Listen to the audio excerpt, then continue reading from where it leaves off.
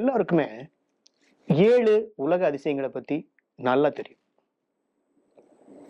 China வால், Brazil இருக்கிற மீட்பர் இயேசுடைய ஸ்டாச்சு, பெருவில் இருக்கிற மச்சு பிச்சு, இந்தியாவினுடைய தாஜ்மஹால், மெக்சிகோவில் இருக்க மாயன் சிட்டியான சிசன் இட்ஸா, ரோமின் கொலிசியம், ஜோர்டான்ல இருக்கிற பெட்ரா.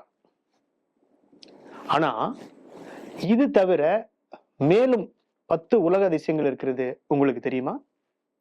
அதாவது இந்த 10 உலக அதிசயங்களையும் நீங்க ஒரே இடத்துல பார்க்க முடியும். வெறும் 200 ரூபாய் செலவுல, வெறும் 3 மணி நேரம் நீங்க எப்படியாவது மன தைரியத்தோட, மன திடத்தோட ஒரு தியேட்டர்ல உட்கார்ந்து இருக்க முடியும் அப்படின்னு சொன்னா போதும். ஒரே ஒரு கண்டிஷன் தான். அதாவது உங்க மூளையை மட்டும் கழட்டி வச்சிடணும். நீங்க தயாரா? ஒரு சீட்ல ரிலாக்ஸா உட்காந்துக்குங்க. உங்களுக்கு இந்த 10 உலக அதிசயங்களையும் ஒரு சினிமா தெளிவா காமிச்சிடும். அந்த அதிசய சினிமா தான் புஷ்பா 2 தி ரூல். இந்த சினிமா உங்களுக்கு காட்டுற உலக அதிசயம் நம்பர் 1. சித்தூர்ல ஒரு போலீஸ் ஸ்டேஷன்ல எஸ்பி செகாவத் சட்டத்திற்கு புறம்பாக மரம் வெட்டும் ஒரு கும்பலை பிடிச்சு வச்சிருக்காரு. அவர் போலீஸ் ஸ்டேஷன்ல இல்லாத நேரத்துல புஷ்பா அங்க வர்றாரு. அங்க இருக்க எல்லா போலீஸையும் ரேஷன் கடை மாதிரி வரிசையில் நிறுத்துறாரு. அந்த போலீஸினுடைய மாத சம்பளம், சர்வீஸ் எவ்வளவு வருஷம் இருக்கு, பென்ஷன் எல்லாத்தையும் கேட்டு ஒரு கணக்கு போட்டு ரவுண்டா ஒரு அமௌண்ட்டை அவங்களுக்கு கொடுத்துறாரு. அவங்களும் அதை வாங்கிட்டு ரிசைன் பண்ணிடுறாங்க. State government, central government, court, law, media எல்லாம் எந்த கேள்வியும் கேட்காம அவங்கள வீட்டுக்கு அனுப்பிச்சிடுறாங்க. இதை நீங்க நம்பணும். இந்த சினிமா உங்களுக்கு காட்டுற உலக அதிசயம் நம்பர் 2. மாலத்தீவுல இருந்து உலகம் முழுக்க செம்மரம் கடத்துற அகமத் பாய் அப்படிங்கிற கடத்தல்காரனுக்கு இந்தியாவில் செம்மரம் கடத்துற எல்லாரையுமே நல்லா தெரியுது. ஆனா இந்தியாவில் இருக்கும் பெரிய கடத்தல்காரனான புஷ்பாவை மட்டும் தெரியல. புஷ்பா கேரக்டரை பில்டப் செய்யணுங்கிற ஒரே காரணத்துக்காகவே வச்ச சீன் இது. அது போக மாலத்தீவுல இருந்து இந்தியாவுக்குள்ள ஒரு ஹெலிகாப்டர் வரணும்னா directorate general of civil aviation அப்படிங்கிற ஒரு பாடிட்டு இருந்து India landing and over flying permission வாங்கணும். இது போக ஏகப்பட்ட ஃபார்மாலிட்டிஸ் இருக்கு, ஏகப்பட்ட டாக்குமெண்ட்ஸ் சரண்டர் பண்ணணும். புஷ்பா கூடயே வர ஒரு சுருட்டமுடி ஒரு கேரக்டர் இருக்கு இல்லையா, கேசவன் மாதிரி நம்ம ஆடியன்ஸ் எல்லாத்தையும் முட்டாளா நினைச்சிருக்காங்க. இந்த சினிமா உங்களுக்கு காட்டுற உலக அதிசயம் நம்பர் 3. ஒரு லாரியில 10 டன் செம்மரக்கட்டைகளை ஏத்தலான்னு வச்சுக்கலாம். ஸோ 2000 டன் செம்மரக்கட்டைகளை கடத்துறதுக்கு 200 லாரி தேவைப்படும். இந்த 200 லாரிகளையும் ஒரே நிமிஷத்துல வாங்கி அடுத்த அதிசயத்தை நமக்கு காமிக்கிறாங்க. எனக்கு என்னவோ இந்த லாரி எல்லாமே ஏஐ டூல்ல செஞ்ச லாரிகள் மாதிரிதான் சந்தேகம் வருது. இந்த சினிமா உங்களுக்கு காட்டும் உலக அதிசயம் நம்பர் 4. ஒரு நாட்டுல டேம் அப்படின்றது ஸ்டேட் கவர்மெண்ட் இல்லாட்டி central and state public sector கீழே தான் வரும். அதனுடைய கட்டுப்பாட்டு தான் அது இயங்க முடியும். டேம்ங்கிறது ஹை செக்யூர் ஜோன் கீழே வர்ற ஒரு விஷயம். அப்படி இருக்கும் ஒரு டேம்ல இருந்து நீரை வெளியேற்றுறதுக்கு ரொம்ப முறையான கைட்லைன் இந்தியாவில் இருக்கு. மரக்கட்டை கடத்துற புஷ்பா ஏதோ ஒரு மாட்டு கொட்டையை திறந்து விடுற மாதிரி திறந்து விடு அப்படின்னு சொன்ன உடனே அந்த டேம் ஒர்க்கர் திறந்து விட்டுறாரு. இது ஸ்பெஷல் அதிசயம் அப்படிங்கிற கேட்டகரியில வருது. இந்த சினிமா உங்களுக்கு காட்டுற உலக அதிசயம் எண் 5. 2000 டன் செம்மரத்தை மாட்டு வண்டியா மாத்துறார் புஷ்பா. அதுவும் ஒரே வாரத்துல. 2000 டன் அப்படிங்கிறது 2 லட்சம் கிலோ. சோ 4 லட்சம் வண்டிகளை புஷ்பா செய்யறாரு. இதுல இருந்து நமக்கு என்ன தெரியுதுன்னா, மரம் வெட்டி கடத்திட்டு இருக்கிற புஷ்பா ஏஐ டெக்னாலஜிலையும் பெரிய மாஸ்டரா இருக்காருங்கிறது தான். அப்படி இல்லைன்னா 4 லட்சம் மாட்டு வண்டிகளை எப்படி அவரால் ஒரு வாரத்துல உருவாக்க முடியும்? இந்த சினிமா உங்களுக்கு காட்டும் உலக அதிசயம் எண் 6. இந்த 4 லட்சம் மாட்டு வண்டிகளை ஆந்திரா சேஷாசலம் காட்டிலிருந்து ராமேஸ்வரத்துக்கு புஷ்பா டீம் கொண்டு வராங்க. இது எப்படி நடக்குது? 4 லட்சம் மாட்டு வண்டிகளை 610 கிலோமீட்டர் ரோட்ல ஓட்டிட்டு வர்றதுக்கு எவ்வளவு நாள் ஆகும் தெரியுமா? வர வழியில போலீஸ், பொதுமக்கள், பப்ளிக் எல்லாம் இருக்க மாட்டாங்களா? பார்க்க மாட்டாங்களா? எனக்கு இந்த அதிசயத்துக்கு பின்னால் இருக்கிற உண்மை தெரிஞ்சே ஆகணும். ஏழுகுண்டலவாடா கோவிந்தா கோவிந்தா. இந்த சினிமா உங்களுக்கு காட்டும் உலக அதிசயம் எண் 7. ராமேஸ்வரம் கடல் பகுதியிலிருந்து ஸ்ரீலங்கா 18 கிலோமீட்டர் தூரத்துல இருக்கு. புஷ்பாவோட மரம் கடத்துற சிண்டிகேட் பயங்கரமா யோசிச்சு ஒவ்வொரு படகுலையும் ஒரு மாட்டு வண்டியை கட்டிடுறாங்க. ராமேஸ்வரத்துல இருக்கும் லைசன்ஸ் படகு மூலமா கடத்தினா ஸ்ரீலங்கன் கடல் பகுதிக்குள்ள போயிடலாம் அப்படிங்கிறதா புஷ்பாவனுடைய மூளை. ராமேஸ்வரத்துல 4 லட்சம் படகை எப்படி உடனே நிறுத்த முடியும்? 4 லட்சம் படகுக்கும் அவ்வளோ போட்டுக்கும் அந்த மீனவர்களுக்கும் லைசன்ஸ் யார் கொடுப்பா?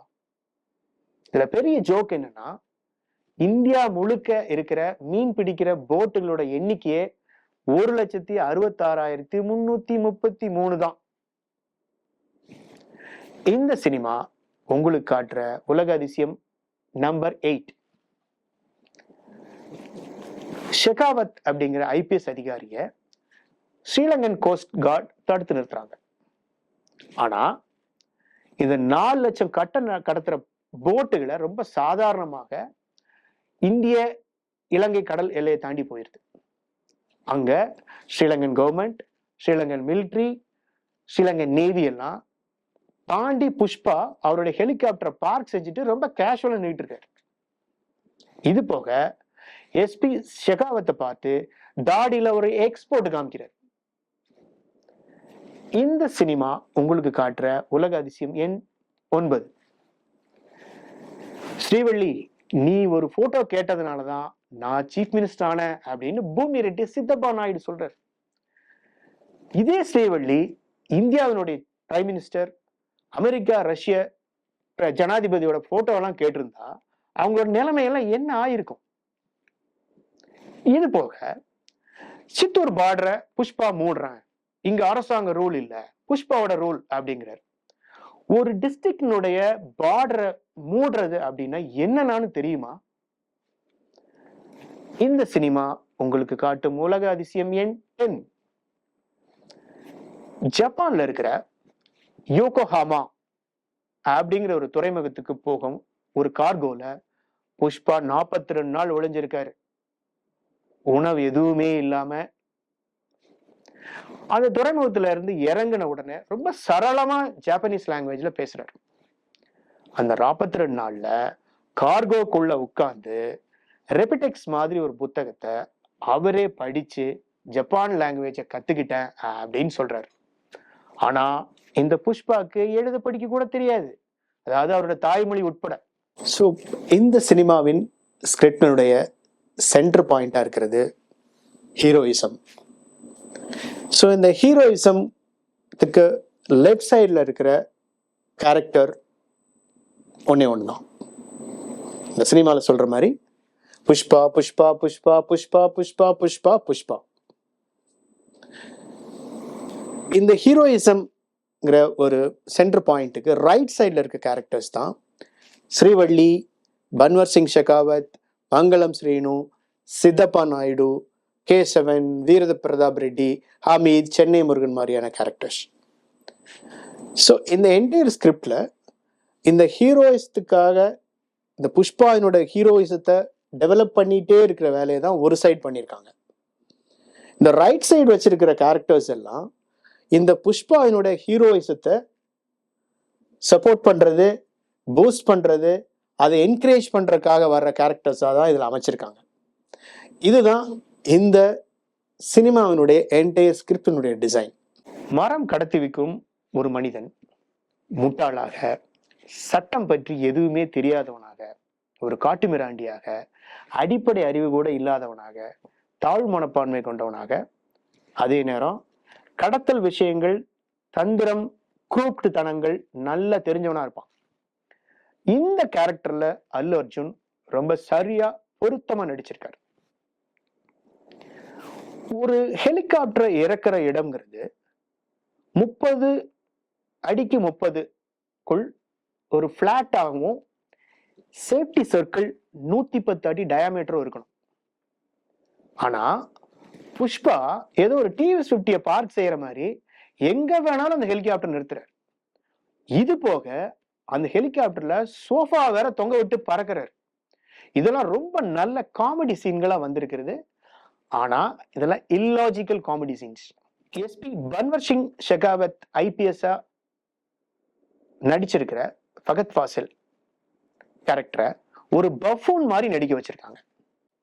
அதாவது புஷ்பாவிடம் தொடர்ந்து தோத்துக்கிட்டே இருக்கிற ஒரு ஆர்டிபிஷியலான கேரக்டரா ஃபகத் ஃபாசிலை நடிக்க வச்சிருக்காங்க. உண்மையில ஃபகத் ஃபாசிலை இந்த சினிமாவில் சரியாக பயன்படுத்தவில்லை. இது போக சென்ட்ரல் மினிஸ்டரா வர ஜெகபதி பாபு, சீஃப் மினிஸ்டரா வர ஆடுகளம் நரேன், எம்பியா வர ராவ் ரமேஷ், இன்டர்நேஷனல் கடத்தல்காரனா வர சௌரப் சச்தேவா, புஷ்பாவின் அண்ணனாக வரும் அஜய், சப் இன்ஸ்பெக்டரா வர்ற பிரமாஜி, மங்களம் ஸ்ரீனுவா வர்ற சுனில், ஸ்ரீவில்லியா வர்ற ரஷ்மிகா மந்தானா, ஆதித்யா மேனன் என யாருக்குமே சரியான ஒரு அர்த்தம் கொண்ட கேரக்டரே இல்லை. யாருக்குமே வேல்யூ என்பதே இல்லாமல் ஒரு மக்குகளை போல நடிக்க வச்சிருக்காங்க. அதாவது புஷ்பா செய்யற எந்த ஒரு செயலுக்கும் எதிராக இவர்கள் எதுவுமே செய்ய முடியாது.